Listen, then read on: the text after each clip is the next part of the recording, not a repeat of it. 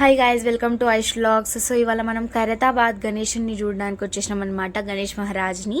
So అక్కడి నుంచి మేము నియర్లీ ఒక 7 మెంబర్స్ ఫ్రెండ్స్ అందరం కలిసి చూడడానికి వెళ్ళిపోయినాము, దర్శనం చేసుకోవడానికి. అక్కడి నుంచి ఇంకా వీళ్ళందరూ మా ఫ్రెండ్సే.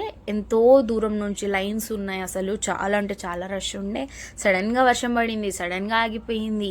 ఎంత రష్ ఉండే, ఇంకా వాళ్ళందరినీ దాటుకుంటూ క్రాస్ చేసుకుంటూ వెళ్ళే వరకు చాలా టైం పట్టింది. సో అక్కడ ఒక అంకుల్ బొట్టు పెడుతున్నాడు, ఒక 10 రూపీస్కి అనమాట. ఒక 7 మెంబర్స్ ఉండే మేము ఆల్మోస్ట్. సో అందరం పెట్టించుకున్నాం అక్కడే.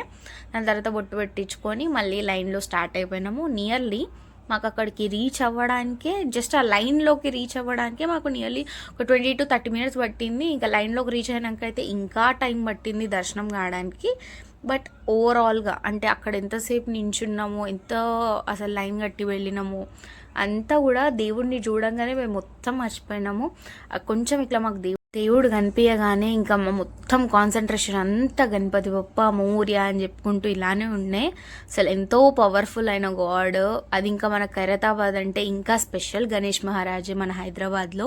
సో అందుకే మాకైతే దర్శనం చాలా బాగా అయింది. మేము ఇంకా లైన్ నుంచి క్రాస్ చేసుకుంటూ ఇంకా దగ్గరికి వెళ్ళి నేనైతే పర్సనల్గా దేవుని పాదాలు మొక్కినాను గణేష్ మహారాజ్ది. కానీ అక్కడ వీడియో క్యాప్చర్ చేయలేకపోయినా, ఎందుకంటే అక్కడ తీయలేకపోయినా, రష్ ఉండే. సో మన గణేష్ మహారాజ్ అనమాట. జై బోలో గణేష్ మహారాజ్కి జై. Like, share and subscribe. Thank you.